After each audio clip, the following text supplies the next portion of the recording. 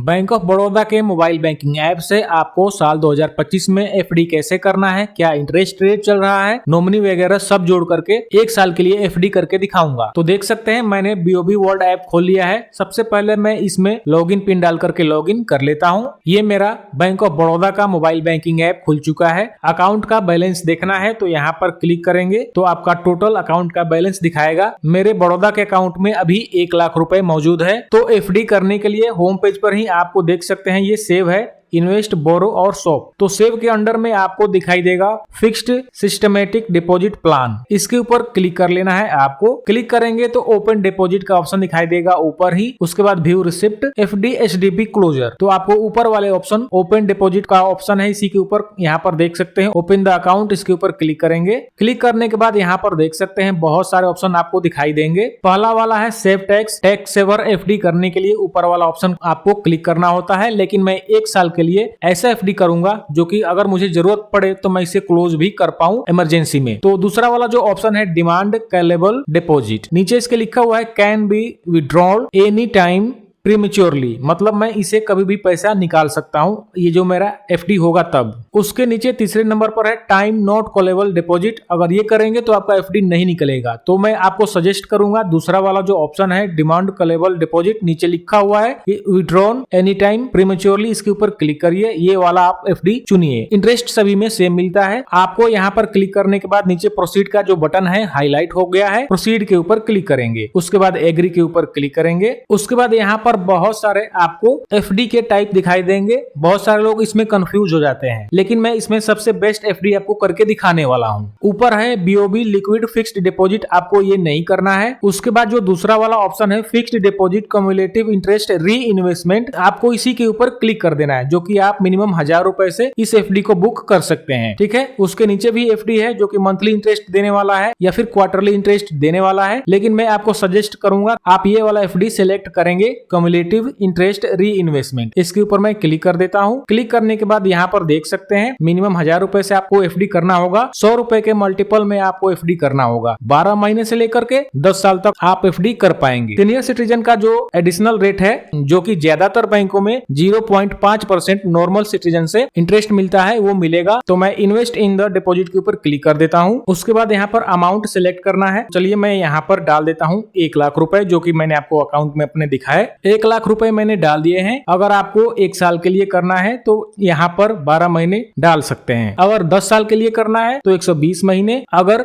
1.5 साल यानी कि 1 साल 6 महीने के लिए करना है तो फिर आपको यहाँ पर 18 महीने डाल देना होगा। लेकिन मैं 1 साल के लिए एफडी करूंगा तो मैं हटा करके 12 महीने ही डाल देता हूँ और डे में 0 कर दूंगा। उसके बाद गेट इंटरेस्ट रेट के ऊपर क्लिक करूंगा। क्लिक करने पर मुझे कितना इंटरेस्ट देगा 1 साल का वो अभी बताएगा। 12 महीने का जो इंटरेस्ट चल रहा है बैंक ऑफ बड़ौदा में 6.85%, ये 1 साल का इंटरेस्ट रेट है और सीनियर सिटीजन के लिए 0.5% ज्यादा है। प्रोसीड के ऊपर मैं क्लिक कर देता हूँ। अगर आप इंटरेस्ट रेट का फुल चार्ट देखना चाहते हैं तो यहाँ पर देख सकते हैं एक ऑप्शन है क्लिक हियर, क्लिक कर देंगे तो ये बैंक ऑफ बड़ौदा के वेबसाइट पर लेके जाएगा। जो करंट चार्ट है वो दिखाएगा। तो ये कॉलेबल एफडी का जो रेट है मैं आपको 1 साल का दिखाता हूँ। 1 साल का 6.85% और जो सीनियर सिटीजन है उनके लिए 7.35%। मैं फिर से बड़ौदा के ऐप में आ चुका हूँ। उसके बाद प्रोसीड के ऊपर क्लिक करूंगा। अगले स्टेप में ऑटो रिन्यूअल का ऑप्शन है। यहाँ पर अपने से यस है, मैं इसे ऑफ कर देता हूँ। इसे ऑफ करने से क्या होगा कि 1 साल के बाद जो मेरा एफडी होगा उसका प्रिंसिपल अमाउंट और इंटरेस्ट अमाउंट दोनों मेरे अकाउंट में क्लोज होकर के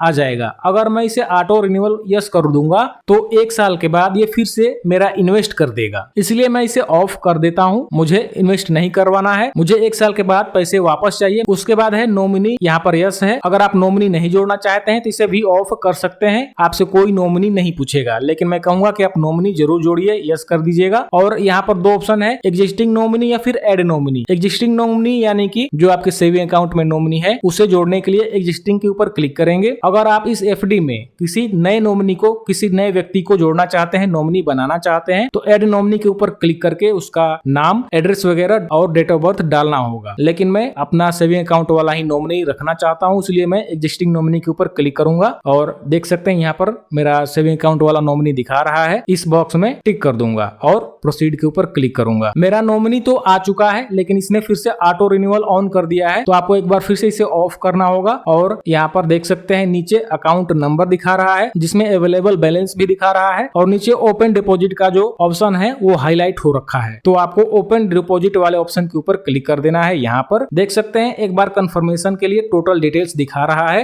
जैसे कि डिपॉजिट का टाइप फिक्स डिपॉजिट है, अमाउंट मैंने 1 लाख चुन रखा है, 1 साल के लिए 12 महीने के लिए, इंटरेस्ट रेट 6.85%, मेच्योरिटी जो मेरा डेट होगा आज ही के दिन होगा 2026 में, यानी कि 1 साल के बाद 13 फरवरी को। उसके बाद मेरे अकाउंट से ये पैसे कटेगा। ऑटो रिन्यूअल मैंने अनसब्सक्राइब कर दिया है, यानी कि बंद कर दिया है। नॉमिनी मैंने डाल रखा है यस। नॉमिनी का डिटेल्स दिखा रहा है और नॉमिनी का डेट ऑफ बर्थ वगैरह टोटल एड्रेस भी दिखा रहा है। अगर आप अभी भी नॉमिनी को चेंज करना चाहते हैं, बगल में एडिट का ऑप्शन है, क्लिक करके चेंज कर सकते हैं। तो मुझे चेंज नहीं करना है। कंफर्म का ऑप्शन हाईलाइट हो रहा है, यहाँ पर क्लिक करूंगा और ट्रांजैक्शन पिन डालूंगा। जैसे ही ट्रांजैक्शन पिन डालूंगा मेरा एफडी खोल दिया जाएगा। मैंने ट्रांजैक्शन पिन डाल दिया है और ये देख सकते हैं एफडी खुल रहा है। ब्रांच में जाने की कोई आवश्यकता नहीं है। देख सकते हैं डिपॉजिट सक्सेसफुली। यहाँ पर ये फीडबैक मांग रहा है, मैं इसे स्किप कर देता हूँ। तो यहाँ पर मेरा एफडी खुल चुका है, टोटल डिटेल्स बता रहा है और एक एफडी अकाउंट नंबर भी मुझे मिल चुका है जो कि एफडी का लास्ट में है 3067, रेफरेंस नंबर इतना है। मैं डन के ऊपर क्लिक कर देता हूँ और यहाँ पर अगले स्टेप में मेरा रिसिप्ट दिखाने लग गया है जिसमें टोटल डिटेल्स दिखा रहा है। आप इसका स्क्रीनशॉट नहीं ले सकते हैं, लेकिन थोड़ा सा नीचे स्क्रॉल करेंगे तो आपको डाउनलोड करने का ऑप्शन आएगा